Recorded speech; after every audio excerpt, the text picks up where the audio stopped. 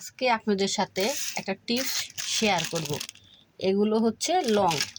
এই লংগুলো আমার রোজার আগে কিনা। দেখেন আমার রংগুলো কালার কত সুন্দর।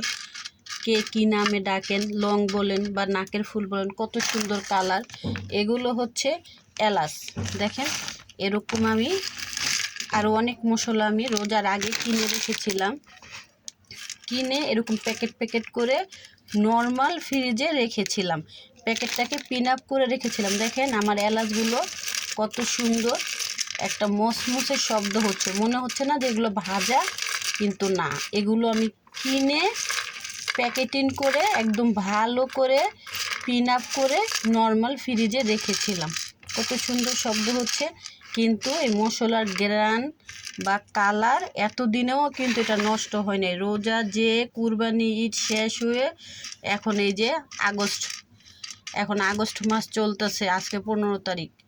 আমার মশলার দেখেন কত সুন্দর একটা এখনও কালার রয়ে গেছে, আর কি সুন্দর মসমস শব্দ হচ্ছে।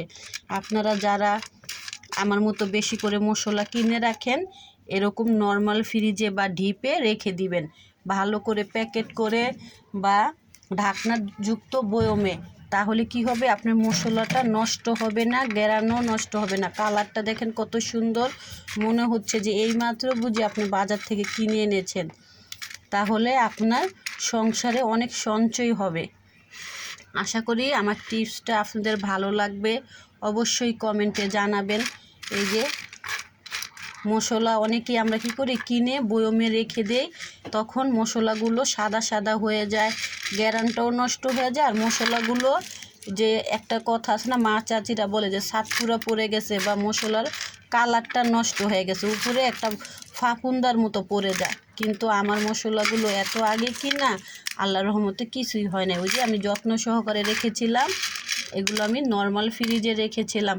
আপনারা চাইলে ডিপেও ঢাকনাযুক্ত বয়মে রাখতে পারেন, বা আমার মতন এরকম এই যে প্যাকেজিং করে পিন আপ করে ভালো করে আটকে রাখবেন। আর যাদের বাসায় পিন আপ না থাকে, তারা ভালো করে সুতা দিয়ে পেঁচিয়ে পেঁচিয়ে রেখে দিবেন।